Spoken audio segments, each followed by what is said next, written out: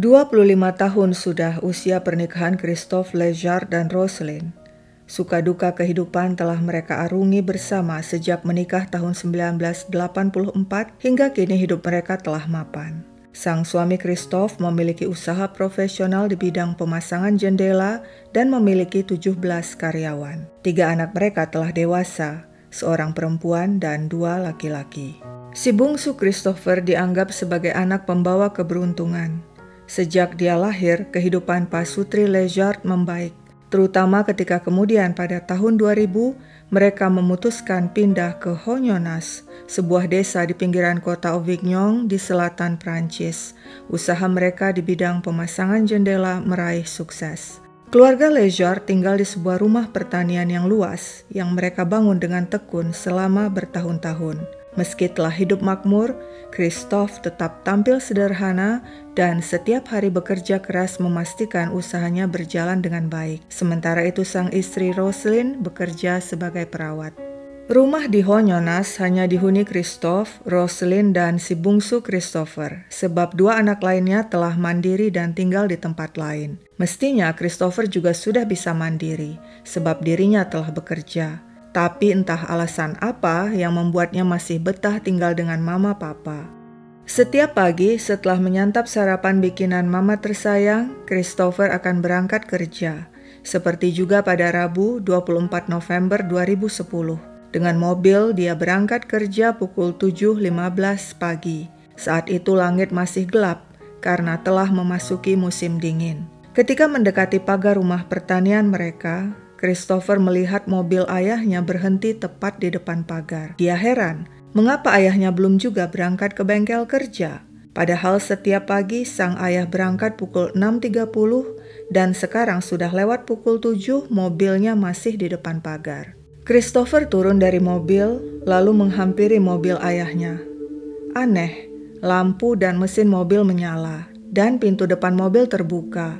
Yang lebih anehnya lagi, pagar tertutup. Padahal selama ini pagar itu selalu terbuka. Ketika Christopher semakin mendekat, betapa terkejut dirinya melihat di samping mobil ayahnya Christophe tertelungkup di tanah bersimbah darah. Christopher berjongkok berusaha membangunkan sang ayah, tapi pria itu diam. Tanpa pikir panjang, Christopher segera berlari ke rumah dan menyampaikan kabar buruk itu kepada ibunya Roselyne. Keduanya bergegas menemui Christophe yang tetap tidak bergerak. Roselyne yang seorang perawat segera memeriksa kondisi suaminya. Wanita itu syok. Mungkinkah suaminya telah meninggal? Kenapa tubuhnya bersimbah darah? Polisi pun segera dipanggil dan tiba di TKP bersama tim forensik. Petugas memeriksa jasad Christophe yang masih hangat. Hal ini menandakan dia belum lama tewas. Ada luka tembak di kepalanya. Sepertinya ketika melihat pagar tertutup, Christophe keluar dari mobil. Dan saat itulah seseorang menembaknya. Roselyne dan sang anak Christopher bilang selama ini pagar selalu terbuka. Berarti ada seseorang yang sengaja menutup pagar untuk memancing Christophe keluar dari mobil. Tim forensik mengumpulkan bukti-bukti di TKP, termasuk DNA misterius di pagar dan sebuah puntung rokok di dekat pagar yang diduga milik pelaku yang kemungkinan menunggu Christophe sambil merokok. Investigasi pun dimulai. Polisi menanyai seluruh tetangga. Mereka bilang mendengar suara tembakan sekitar pukul 7 pagi dan menyangka itu suara senapan pemburu. Seorang tetangga mengatakan, sekitar pukul 5 atau setengah 6 pagi, aku lihat ada sepeda motor melintas dan parkir tak jauh dari rumah Christophe. Polisi segera memeriksa tempat yang ditunjuk si tetangga. Sepeda motor itu sudah tidak ada, tapi polisi kembali menemukan puntung rokok. Sementara itu, keluarga besar Léjart berkabung. Roselyne dan ketiga anaknya berduka atas kepergian tiba-tiba suami dan ayah mereka. Demikian juga seluruh karyawan Christophe turut menghadiri pemakaman bos mereka. Siapa pembunuh Christophe Léjart? Polisi melanjutkan investigasi dan mencari tahu latar belakang sang korban Christophe. Dia dan istrinya Roselyne punya 3 anak. Namun ternyata hanya si bungsu Christopher yang merupakan anak kandung mereka. Sedangkan 2 lainnya merupakan anak Roselyne dari pernikahan terdahulu. Dan salah satu di antaranya yakni Arnaud membenci sang ayah tiri Christoph dan sejak awal menentang pernikahan ibunya dengan Christoph. Polisi curiga Arnold ada sangkut pautnya dengan pembunuhan Christoph. Polisi pun menanyai Arnold yang tinggal di Orne, Normandy. Kepada polisi Arnold bilang, "Dulu aku benci ayah tiriku karena dia telah menjauhkan aku dari ibuku, tapi sekarang hubungan kami baik-baik saja."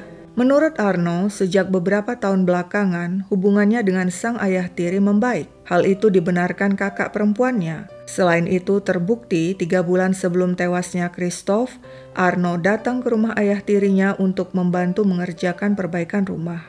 "Di mana kau berada saat ayah tirimu tewas?" tanya polisi. Arnold bilang dia berada di rumahnya di Orne, Normandy. Hal tersebut juga dibenarkan istri Arnold. Polisi berpikir jika Arnold pelaku pembunuhan, rasanya tidak mungkin, sebab perjalanan dari tempat tinggalnya ke rumah Christoph jauh, 9 jam berkendaraan. Namun demikian, polisi tetap meminta sampel DNA Arnold dan pria itu memberikan dengan sukarela. Polisi kemudian membandingkan DNA Arnold dengan DNA yang ditemukan di pagar rumah Christoph, tapi tidak cocok. Polisi juga membandingkan DNA misterius itu dengan DNA pelaku kriminal yang ada di database polisi setempat. Lagi-lagi tidak ada yang cocok. Investigasi buntu. Tapi tidak disangka-sangka, Rosalind datang ke kantor polisi menyampaikan informasi penting. Wanita itu tampak ragu dan khawatir. Namun akhirnya dia berterus terang, sebenarnya selama ini suaminya terlibat penipuan dan memiliki banyak musuh hingga pernah menyewa bodyguard. Christoph sering menyimpan amplop berisi uang tunai dalam jumlah besar hasil bisnis ilegal. Demikian kata Rosalind. Polisi segera bergerak mencari tahu tentang bisnis ilegal Christoph. Mungkinkah selama ini usaha pemasangan jendela hanya kedok dan Christoph sebenarnya menjalankan bisnis haram? Tapi setelah melakukan investigasi menyeluruh, polisi tidak menemukan apapun. Tidak ada bukti Christoph melakukan bisnis ilegal. Karyawannya juga mengatakan Christoph bos yang baik. Kepada polisi mereka bilang, "Justru kalian harus cek keluarga Christoph lebih lanjut. Ada yang tidak beres itu. Istrinya Rosalind bosi, sok kuasa. Kadang kami jengkel padanya." Namun tidak disangka-sangka, seminggu setelah tragedi menimpa Christoph, seorang wanita mendatangi polisi dan membuat pengakuan mengejutkan. "Aku Lilian Berger, pacar Christoph. Hubungan kami sudah berlangsung 6 bulan, penuh gairah dan menggelora seperti remaja." Menurut sang pacar, Christoph tidak bahagia dengan Rosalind karena istrinya itu semakin materialistis saat usaha Christoph sukses. Menurut Christoph, Rosalind hanya peduli pada uangnya dan tidak peduli pada dirinya. Sang pacar bilang Christoph sudah muak dengan hidupnya yang selama ini hanya berkutat di seputar pekerjaan, kesuksesan, uang, dan materi. Sebab itu Christoph ingin menceraikan Rosalind dan hidup tenang bersama pacar barunya. Polisi pun mengumpulkan informasi tentang proses perceraian Christoph dan Rosalind. Ternyata 3 bulan sebelum kejadian, yakni bulan September 2010, Christoph telah mengontak pengacaranya untuk mengajukan cerai. Mendengar hal itu, Rosalind terkejut dan hubungan mereka langsung memburuk. Keduanya pisah ranjang meski masih tinggal satu atap.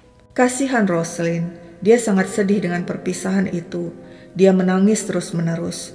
Apalagi setelah tahu diam-diam suaminya punya kekasih. Demikian kata seorang tetangga kepada polisi.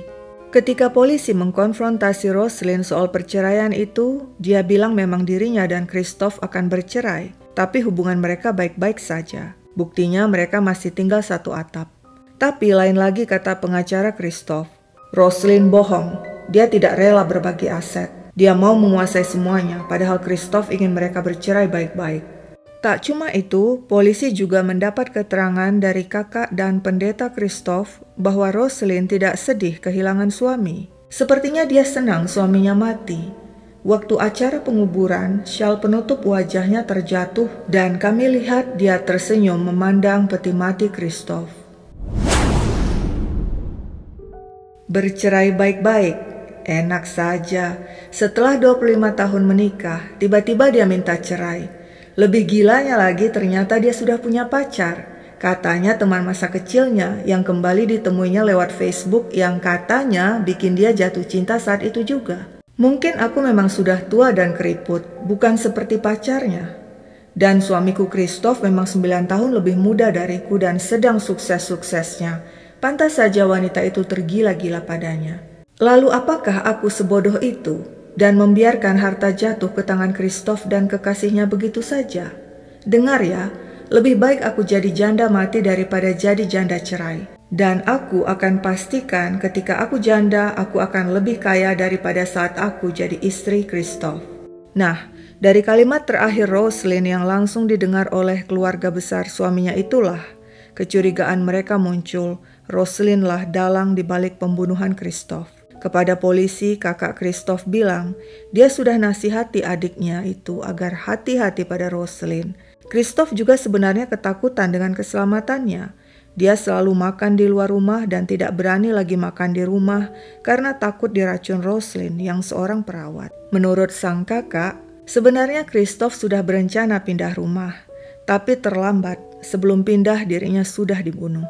Polisi kembali melanjutkan investigasi dan memeriksa rekening bank Christoph dan Rosalind. Ternyata beberapa bulan sebelum tewasnya Christoph, Rosalind melakukan pemindahan uang ke rekeningnya. Lalu 2 hari sebelum tewas, Christoph menemukan Rosalind telah menarik uang dari rekening mereka sebesar 500 juta rupiah. Hal itu diadukan Christoph kepada kakaknya. Dia juga menanyakannya langsung pada Rosalind, "Kenapa kau menguras rekening?" Dengan tenang Rosalind menjawab, "Iya, karena kalau kita cerai, hanya anak kita Christopher yang mendapat bagian, sedangkan 2 anakku lainnya tidak dapat apa-apa." Pada tahap ini, polisi sepenuhnya yakin Rosalind terlibat pembunuhan suaminya. Tapi kini polisi juga curiga pada anak-anak Rosalind, terutama Arno, yang dulu katanya pernah punya hubungan buruk dengan ayah tirinya.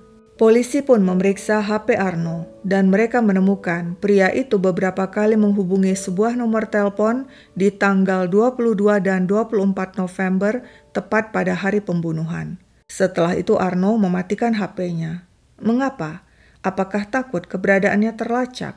Polisi pun melacak nomor HP yang sering dihubungi Arno. Pemiliknya adalah Christopher Munch, seorang pemuda berusia 20-an yang sama seperti Arno juga tinggal di Orne, Normandy, Prancis. Pemuda itu tidak asing bagi polisi setempat. Selain pengangguran, dia juga pernah setahun di penjara karena kasus narkoba dan perampokan. Polisi membandingkan DNA Munch dengan DNA misterius yang ditemukan di TKP. Hasilnya cocok.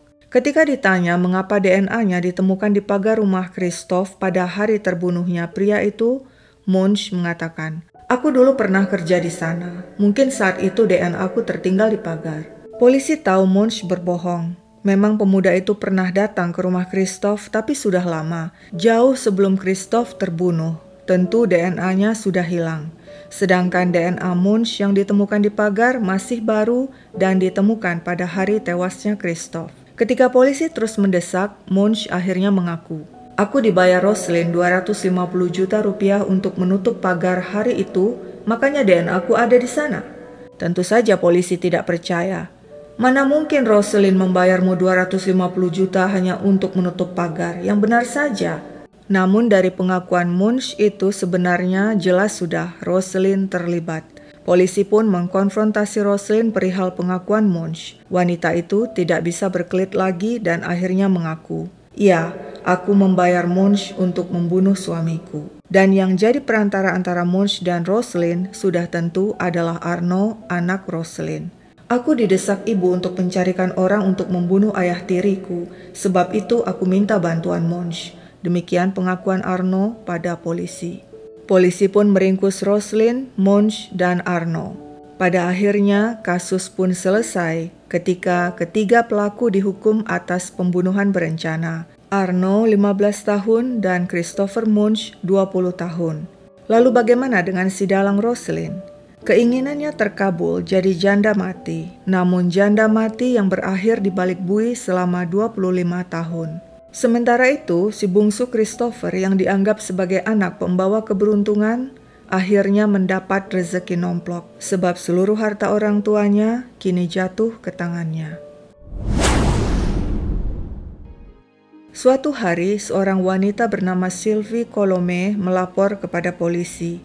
Sylvie mantan napi yang baru saja keluar dari penjara. Di penjara aku berkenalan dengan Rosalind. Dia minta aku membunuh Munch dengan bayaran 250 juta. Tapi aku menolak. Polisi terkejut. Kenapa dia ingin Munch mati? Sylvie menjawab, dia dendam dan benci pada Munch. Katanya karena pengakuan Munch lah mereka akhirnya dipenjara. Dia minta Munch dibunuh dengan cara diracun. Bahkan terali besi tidak bisa memadamkan dendam Rosalind. Sekian dulu ceritaku, sampai jumpa kapan-kapan.